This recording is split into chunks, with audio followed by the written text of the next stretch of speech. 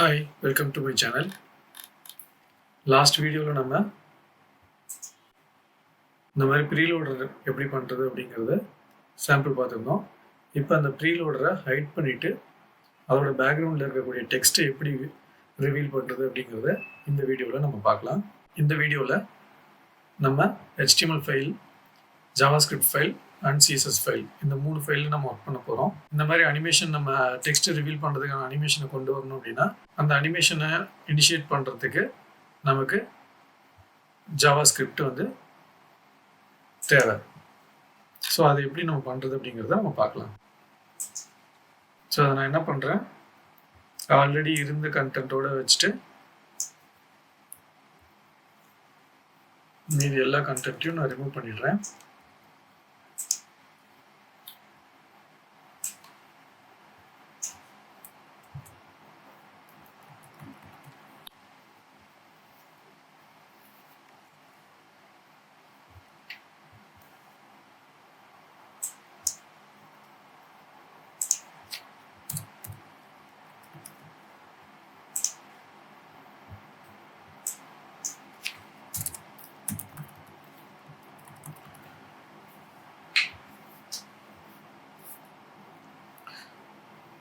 So இந்த content தான் நம்மகிட்ட இருந்தது ப்ரீவியஸ் ப்ரீலோடர் கண்டென்ட்டு.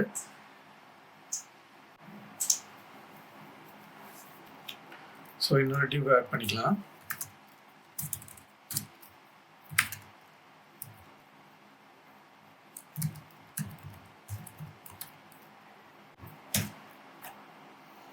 அதுக்கு ஐடியும் செட் பண்ணிடுறேன் நான்.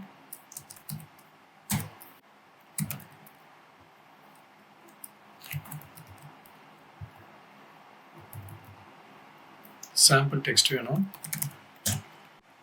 ஸோ சாம்பிள் பேராகிராஃப் உள்ள கொண்டு வந்துச்சு. ஸோ இப்போ இதை எப்படி நம்ம டிசைன் பண்ணுறது அப்படிங்கிறத பார்த்துடலாம். ஸோ இந்த கிளாஸ் வந்து நான் என்னவோ கன்வெர்ட் பண்ணிடுறேன் அப்படின்னு பார்த்தீங்கன்னா ஐடியை கன்வெர்ட் பண்ணிடுறேன்.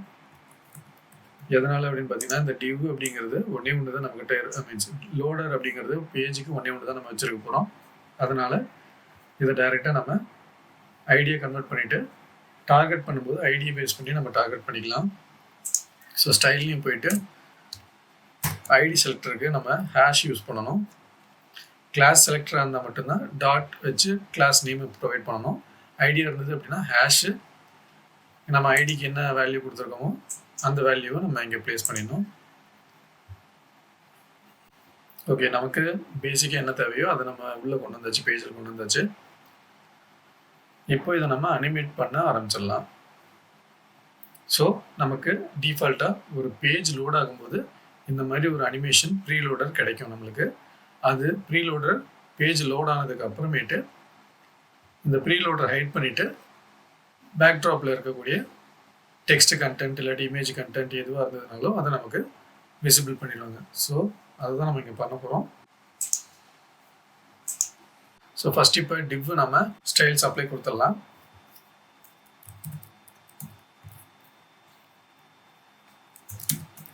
ஸோ கிளாஸ் தான் நான் டார்கெட் பண்ண போகிறேன்.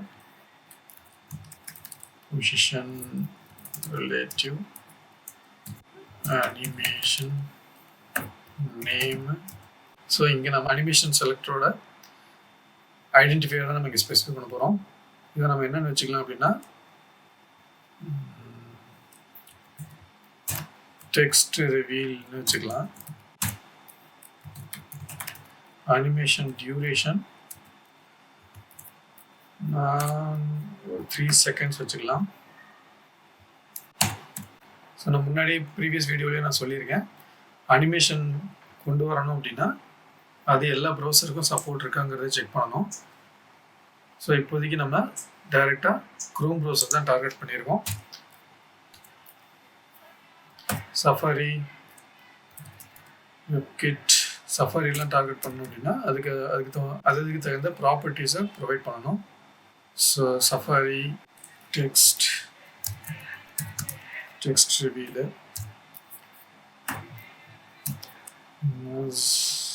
அனிமேஷன் நேமோடதும் டெக்ஸ்ட் ரிவீல் டியூரேஷன் செட் பண்ணிடலாம். WebKit duration சேம் அங்கே நம்ம மேலே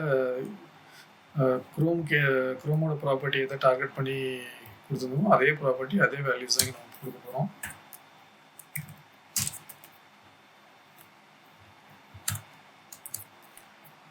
ஸோ இப்போதைக்கு கிளாஸை டார்கெட் பண்ணி அதோட ஸ்டைல் ப்ராப்பர்ட்டிஸ் எல்லாம் ப்ரொவைட் பண்ணியாச்சு. ஸோ இந்த டெக்ஸ்ட் வில் ஐடென்டிஃபையருக்கான அனிமேஷன் கீ ஃப்ரேம்ஸை செட் பண்ணிடலாம். From bottom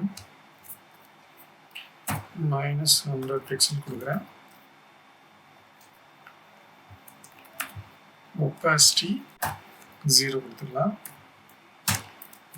2 அதே மாதிரி bottom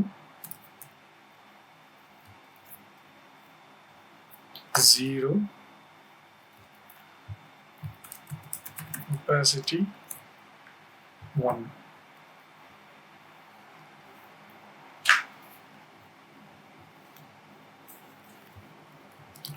ஸோ இப்போ பார்த்தீங்கன்னா தெரியும் நமக்கு கீழே இருந்து மேலே இருந்து டிஸ்பிளேல எடுத்துகிட்டு வந்துருச்சு.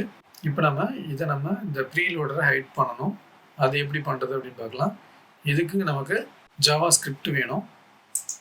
ஸோ ஜாவா ஸ்கிரிப்ட் இருந்தது அப்படின்னா தான் அது பேஜ் லோட் ஆகும்போது என்ன ஆக்ஷன் நடக்கணும் அப்படிங்கிறத நம்ம கொடுக்க முடியும்.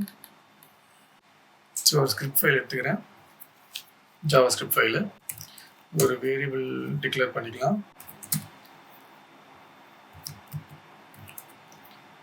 டைம் ஸ்டாம்ப்னு ஒரு இதை கொடுத்து ஒரு வேரியபிள் கிரியேட் பண்ணிக்கிறேன்.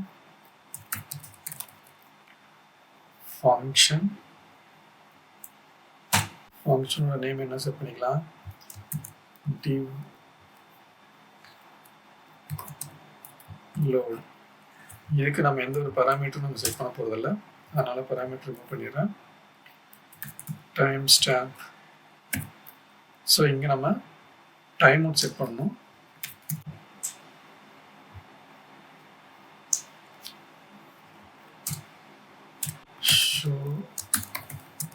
Show content 3000 milliseconds. ஸோ இது ஷோ கண்டென்ட்டோட மெத்தட் வந்து நம்ம இன்னும் டிக்ளேர் பண்ணல. ஸோ ஷோ கண்டென்ட்லையும் நம்ம என்ன பண்ண போகிறதில்ல, எந்த பேராமீட்டரும் பாஸ் பண்ண போகிறதில்ல.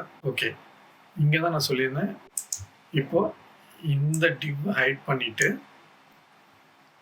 இந்த டிவ்வை ரிவீல் பண்ணணும். அப்போது இந்த டிவ்வை நம்ம ஃபஸ்ட்டு ஹைட் பண்ணணும். இந்த டிவ்வை டிஸ்பிளே எனேபிள் பண்ணணும். ஸோ இங்கே நம்ம என்ன பண்ணணும் அப்படின்னா, அதை நம்ம அந்தந்த டிவ்வை டார்கெட் பண்ணணும் அப்படின்னாக்கா அந்த டிவ்வுக்கு இதுக்காக தான் நம்ம ஐடி ஸ்பெசிஃபை பண்ணியிருந்தோம். இந்த ப்ரீலோடரோட டிவ்வோட ஐடி வந்து பார்த்திங்க அப்படின்னா லோடர். இந்த பேராகிராஃபோட டிவ்வோட ஐடி பார்த்திங்க அப்படின்னா டிவ் பாரா. ஸோ இப்போ நம்ம அந்த பர்டிகுலர் டிவ்வை ஐடி பேஸ் பண்ணி செலக்ட் பண்ண போகிறோம். அதுக்கு ஜாவா ஸ்கிரிப்டில் document dot get element by ID அப்படிங்கிற ப்ராப்பர்ட்டி யூஸ் பண்ணி நம்ம பண்ண போகிறோம். இதுக்குள்ளே பார்த்தீங்க அப்படின்னா எலமெண்ட்டோட ஐடியை ப்ரொவைட் பண்ணணும். இங்கே கொடுத்துருக்காங்க பாருங்கள், எலமெண்ட் ஐடி அப்படிங்கிறது கொடுத்துருக்காங்க. உங்களோட இன்டெலிஜென்ஸ்லேயே அது ஆட்டோமேட்டிக்காக காமிச்சிரும் அந்த எலமெண்ட்டுக்கு என்ன வேல்யூ பாஸ் பண்ணணும் அப்படிங்கிறது. ஸோ இங்கே ஃபஸ்ட்டு லோடரை டார்கெட் பண்ணிடலாம். லோடர் டிவை டார்கெட் பண்ணிவிட்டு அதோட ஸ்டைலில் அதோட டிஸ்பிளேயில் வேல்யூ நன் அப்படின்னு கொடுத்தோம் அப்படின்னா டிஸ்பிளேல தெரியாது நமக்கு. ஸோ இப்போ நம்ம என்ன பண்ணணும், அடுத்த டிவ் எலமெண்ட்டை டார்கெட் பண்ணோம். Document dot get element by ID. அதோட வேல்யூ என்ன இருக்குது நமக்கு, டிவ் பாரா. சேம் அதோட ஸ்டைலு டாட் டிஸ்பிளேவை பிளாக் அப்படின்னு செட் பண்ணிடுறோம். ஆனால் நமக்கு இந்த இடத்துல ஓவரில் தெரிஞ்சிட்டே தான் இருக்குது நமக்கு ஸ்க்ரீனில். ஸோ இதை எப்படி நம்ம ஹைட் பண்ணணும், ஸோ ஸ்டைலுக்கு போயிடலாம். டிஃபால்ட்டாக அந்த டிவ்வை நம்ம ஹைட் பண்ணிடலாம். ஸோ டிவ் முன்னாடியே சொன்ன மாதிரி ஐடி பேஸ் பண்ணி டார்கெட் பண்ணணும். அந்த எலமெண்ட்டை டார்கெட் பண்ணோம் அப்படின்னா ஹேஷு அதோட ஐடி நேம் கொடுத்துடணும். ஸோ டிவ் பாராவோட டிஃபால்ட்டாக டிஸ்பிளே வந்து நன் பண்ணிடலாம். ஓகே, நன் பண்ணியாச்சு. டெக்ஸ்ட் அலைனும் சென்டர் பண்ணிடலாம். ஓகே, சென்டர் பண்ணிட்டோம். இப்போ அதை நம்ம மெத்தடை கால் பண்ணிட்டு அது எப்படி ஒர்க் ஆகுது அப்படிங்கிறத பார்த்துடலாம். ஸோ டிவ் ஆன்லோடுங்கிற ஃபங்க்ஷனை தான் நம்ம இப்போ கால் பண்ண போகிறோம். இந்த ஃபங்க்ஷனை டைரெக்டாக பேஜ் லோட் ஆகும்போது தான் நம்மளுக்கு தேவை. அதனால் இங்கே அதோட ப்ராப்பர்ட்டி அதை ஃபைண்ட் பண்ணுற ப்ராப்பர்ட்டி எது அப்படின்னு பார்த்தீங்கன்னா அன்லோட் அந்த ஃபங்க்ஷனை கால் பண்ணியாச்சு. ஆனால் அந்த ஃபங்க்ஷன் வந்து நம்மளுக்கு இங்கே எடுத்துகிட்டே வரல, எந்த ஒரு சேஞ்சஸும் ரிஃப்ளெக்ட் ஆகலை. அது ஏன் அப்படின்னு பார்த்தீங்கன்னா ஸ்கிரிப்ட் ஃபைலை நம்ம லிங்க் பண்ணாமல் இருக்கோம். ஸோ இப்போ லிங்க் பண்ணிடலாம். ஸ்கிரிப்ட் இதில் சோர்ஸ் இருக்குது பார்த்தீங்களா, அதை என்ட்ரு கொடுத்தீங்கன்னாக்கா எந்த ஃபைலை நம்ம லிங்க் பண்ணுறோம் அப்படிங்கிறதுக்கான சோர்ஸ் அட்ரிபியூட்டையும் கொடுத்துரும். அது லோடர் அனிமேஷனுக்குள்ளே இருக்கக்கூடிய script.js தான் நம்ம யூஸ் பண்ண போகிறோம். ஸோ பாருங்கள், பேஜோட விசிபிள் ஹைட் ஆகிட்டு பின்னாடி இருக்கக்கூடிய பேராகிராஃப் வந்து நம்மளுக்கு விசிபிள் எனேபிள் ஆகிடுச்சு. ஸோ இந்த மாதிரி தான் நம்ம ஒவ்வொரு பிளாக்கோட அனிமேஷனையும் நம்ம இந்த மாதிரி ஹேண்டில் பண்ணி பேஜை ஸ்க்ரோல் பண்ண ரிவீல் பண்ணுற ஃபங்க்ஷனாலிட்டியை நம்மளால் இதை பேஸ் பண்ணி ஸ்கிரிப்டை பேஸ் பண்ணி நம்மளால் பண்ண முடியும். வீடியோ பிடிச்சிருந்ததுன்னா லைக் பண்ணுங்கள், ஷேர் பண்ணுங்கள், சப்ஸ்கிரைப் பண்ணுங்கள். இதே மாதிரி இன்னொரு வீடியோவில் நம்ம சந்திப்போம். தேங்க்யூ.